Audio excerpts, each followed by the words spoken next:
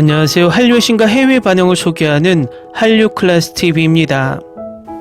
오늘은 일본은 문화전쟁에서 한국의 선두를 빼앗겼습니다라는 제목의 인도 언론 스크롤인 기사를 살펴보겠습니다.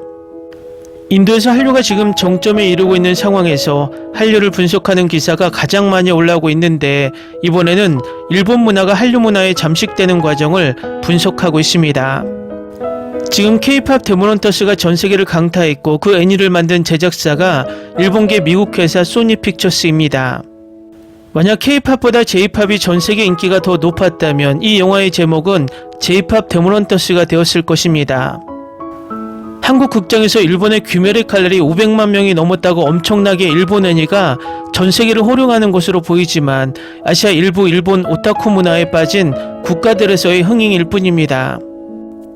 지금은 극장에서 어떤 영화가 1위인가가 중요한 시기가 아니라 OTT에서 어떤 컨텐츠가 1위인가가 더 이슈가 되는 시기입니다. 넷플릭스에서도 오징어 게임은 전 세계 컨텐츠에 있지만 귀멸의 칼날은 아시아 컨텐츠에 한정되어 있다는 것입니다. 일부 한국 보수 언론의 호들갑이 한국 시청자의 눈을 가리고 있다는 것입니다.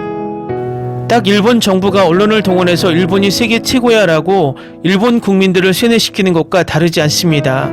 이 시점에 인도 언론이 의미 있는 기사를 내놨는데 바로 살펴보겠습니다. 지난 10년간 아시아 대중문화의 중심이 일본에서 한국으로 옮겨갔다면 일본은 어떻게 왕자를 잃었을까요? 일본의 대중문화 지배력은 타격을 입고 있으며 음악뿐만 아니라 헬로키티를 만든 일본 회사 산리오는 1999년부터 2010년까지 판매 부진을 겪었고, 헬로키티에 대한 의존도를 줄이기 위해 새로운 캐릭터를 도입하려 노력하고 있습니다. 일본 영화 산업은 애니메이션의 쇠퇴로 크게 타격을 입었습니다. 한때 지배적이었던 비디오 게임 산업에 관해서는 일본 최고의 게임 디자이너 중 한 명이 우리 게임 산업은 끝났다고 발표한 것은 좋은 신호가 아닙니다. 한국은 일본이 이제 두려워하는 곳에 돌진할 준비가 되어 있습니다. 일본은 약 10년에서 15년 전쯤 아시아에서 문화적 유행의 중심지에서 자리를 잃었습니다. 그 이유는 여러 가지가 있습니다. 우선 일본 대중문화는 일본 열도 자체처럼 세계와 너무 고립되어 있어 지속 가능한 글로벌 영향력을 유지할 수 없었습니다. 이는 일본인들이 직접 만든 일본 갈라파고스 증후군이라는 표현에서 확인할 수 있는데, 이는 일본의 휴대폰 시장을 고유한 종과 생태를 가진 남아메리카 섬에 비유하는 것입니다. 2010년 일본 전자제품 회사 샤프는 일본에서 처음으로 세계 어디에서도 판매되지 않는 태블릿을 출시했는데, 이 태블릿을 적절하게 갈라파고스 태블릿이라 불렀습니다. 마찬가지로 일본의 많은 비디오 게임은 일본 시장만을 위한 것입니다. 어떤 사람들은 일본이 영어를 배우는데 소극적이라는 점이 문제라고 말합니다. 일본은 섬나라이고 식민지 역사가 오랜 역사를 가진 많은 나라들처럼 여전히 다른 사람들이 자기 언어를 더 열심히 배워야 한다는 생각을 가지고 있습니다. 예를 들어 J-POP 밴드는 전략적으로 비일본인 멤버를 포함시키지 않습니다. 반면 대중문화평론가 이문원 씨와 같은 이들은 일본이 이미 충분히 큰 시장이며 한국보다 해외 수출에 덜 의존하고 있다고 지적합니다. 많은 일본 기업에게는 매우 비용이 많이 드는 해외 마케팅 캠페인에 큰 위험을 감수할 가치가 없습니다. 일본이 독립적으로 견고한 시장인 이유는 단지 인구가 많기 때문만이 아닙니다. 일본인들은 전반적으로 많은 소비를 합니다. 그들은 새로운 것을 좋아합니다. 반면 한국은 일본의 절반 이하 인구를 가지고 있습니다. 따라서 이 씨는 한국이 수출 시장에 의존해야 했고, 이는 전 세계적으로 어필할 수 있는 음악을 만들기 위해 국제 취향에 주의를 기울여야 한다는 뜻이라고 말합니다. 하지만 이전에는 K-POP의 국제 유통 채널이 없었습니다. 음악을 퍼뜨리려면 약 20명 정도가 레코드판을 들고 미국 라디오 방송국을 방문해야 합니다. 한국 음악 산업은 그런 방법이 없었다고 말합니다. 인터넷과 유튜브가 등장하면서 한국은 유통 장벽을 허물 수 있었습니다. 반면 재팬투데이의 한 기사에 따르면 한국 팝 레이블과 달리 대부분의 일본 레이블은 아티스트의 작품을 해외에 홍보하는데 알레르기가 있다고 기술합니다.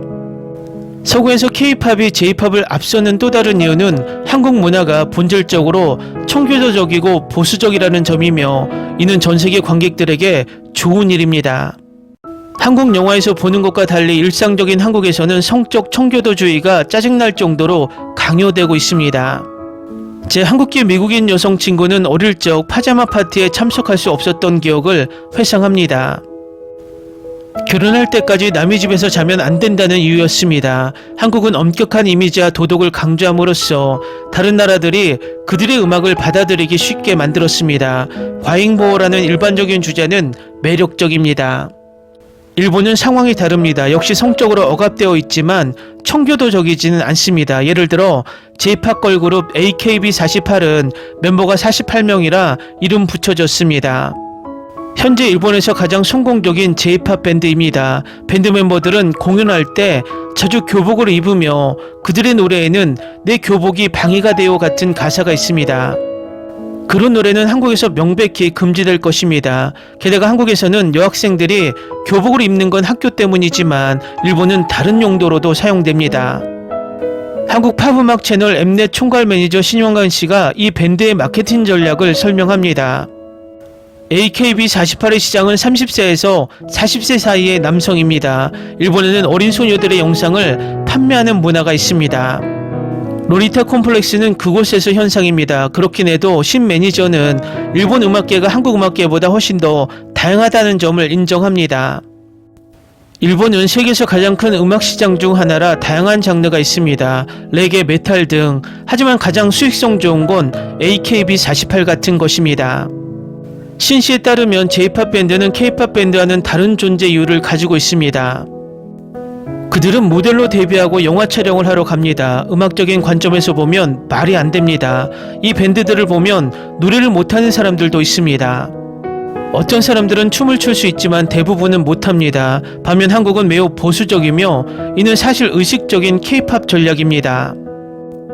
서구 일본 그리고 좀 더 자유로운 아시아 국가처럼 다문화가 좀 더 많은 시장에서는 옷차림이 다릅니다. 이문원 씨는 한국에서 브리트니 스피어스처럼 음란한 이미지를 가진 가수는 없다고 지적합니다. K-POP 밴드는 어린 팬들을 배려해야 합니다. 부적절한 사진 스프레드나 약물 또는 성 스캔들은 경력을 끝내는 원인입니다. 이런 일이 생기면 음반사가 계약을 해지할 권리가 있습니다. K-POP은 보이밴드에 큰 비중을 두고 한국 남성이 로맨틱하고 세심하다는 오랜 아시아 고정관념을 활용합니다. K-POP 보이그룹들은 걸밴드가 등장하기 전부터 아시아에서 인기 있는 수출품이었습니다. 마지막으로 일본이 한류를 받아들인 상황에서 글로벌 대중문화 무대에서 한국과 경쟁하기는 어렵습니다. 한국 음악 산업은 일본 음악 시장이 얼마나 중요해질 것인지 일찍부터 인식했는데 이는 비일본 아시아 음악에 대한 역사적 무관심에도 불구하고 말입니다. 또한 이는 전세계 음악 판매량이 크게 감소한 점도 주목할 만한데 이는 부분적으로 불법 복제와 소비자가 한 달에 $10의 수천곡을 재생할 수 있게 하는 많은 음악 도구 서비스 덕분입니다. 일본 시장에서 성공의 핵심은 한국 밴드들이 일부 곡을 일본어로 녹음하는 것이었는데 경우에 따라 일본어로만 녹음하기도 합니다. 명백한 선택처럼 보이지만 한국을 제외한 다른 나라의 음악 산업은 일본과 자국의 언어적 영역에서 진작에 맞서려는 노력을 하지 않습니다. 일본 음악 시장이 급성장하고 있었기 때문에 좋은 투자였습니다. 실제로 2012년에는 일본이 국내 CD와 온라인 음악 판매에서 미국을 앞섰습니다. 일본은 이 분야에서 440억 달러 규모의 매출을 기록했는데 이는 미국 인구의 3분의 1 조금 넘는 일본 인구를 고려하면 큰 성과입니다. 견고한 판매의 큰 이유 중 하나는 일본인들이 여전히 CD를 구매하기 때문입니다. CD 판매가 일본 음반 판매의 80%를 차지하며 2012년에는 디지털 음악 다운로드가 실제로 25% 감소했습니다. 빌보드 편집국장 빌워드가 블룸버그와의 인터뷰에서 설명했듯이 일본인들은 포장을 좋아합니다. 일본 가게에서 작은 장신구를 사기만 해도 깔끔하게 포장되고 접어서 건네줘야 하니까요. 이런 종류의 CD 부클릿과 앨범 아트를 갖고 싶어 한다는 점에는 문화적인 면이 있다고 생각해요. 수년간 일본 시장을 연구해왔고 일본인들이 포장을 사랑하는 사람들이라고 누가 알았을까요? 이상하게도 이 상황은 솔직히 한국이 과거 일본의 식민지였다는 점이 도움이 되는 것 중 하나입니다. 한국인들은 일본의 사고방식을 이해합니다. 저는 제 조부모님과 일본 식민지 시절에 살았던 세대의 다른 분들이 선물부터 일상 도시락까지 모든 것을 깔끔하게 포장하는 일본 비단천인 후로시키로 물건을 포장했던 기억이 납니다. 한국인들은 CD를 포장할 때 후로시키의 변형을 사용하고 있습니다. 브라운 아이드 걸스의 클렌징 클림 앨범 CD에는 40페이지 분량의 사진집, 12페이지 달력, 멤버 서명이 인쇄된 4장의 엽서, 접힌 포스터가 모두 라벤더스의 카드 케이스에 깔끔하게 포장되어 있으며 아마존 가격은 12,800엔에 판매됩니다. 빅뱅 스페셜 에디션 앨범은 무게가 1파운드가 조금 넘었고 100페이지 분량의 사진첩이 포함되어 있었습니다. 진짜 놀라운 점은 CD가 컴퓨터 DVD 드라이브처럼 열린다는 점입니다.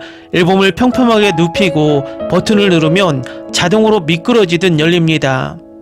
이 모든 부가 자료를 합치면 CD는 약 7,000엔입니다. 보통 부가 요소가 적은 K-POP CD는 20달러에서 40달러 사이인데 여전히 꽤 비쌉니다. 그런데도 일본인들은 그것들을 엄청나게 삽니다.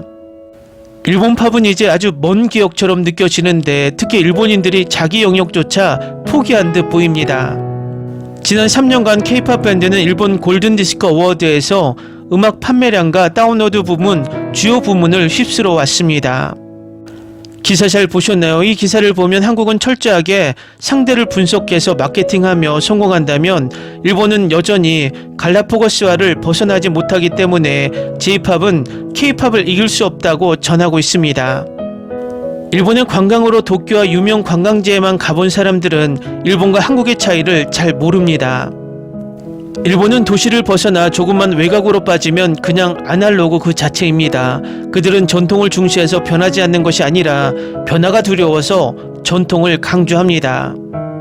또 국가는 부자지만 국민은 가난하다는 말처럼 변화를 하려고 해도 돈이 없기 때문에 매장을 바꾸지 못하며 100년, 200년 전통을 내세우고 자존심을 세우고 있습니다. 저는 우리나라 몇몇 일본 오타쿠들이 일본의 겉모습만 보고 무조건 그들을 동경만 하지 말고 기회가 된다면 일본의 도시 외곽을 직접 경험하고 그들의 본 모습을 보고 깨닫기를 바랄 뿐입니다. 그리고 우리의 K-POP은 이 지피지기를 잘했기 때문에 지금 J-POP을 넘어서다 못해 세계에서 명성을 떨치고 있는 것입니다. 재밌게 잘 보셨나요? 여러분의 구독, 좋아요, 댓글, 알림 설정은 영상 제작에 큰 힘이 됩니다. 이 영상을 보신 모든 분들 항상 대박 나시고 행복하시길 바랍니다.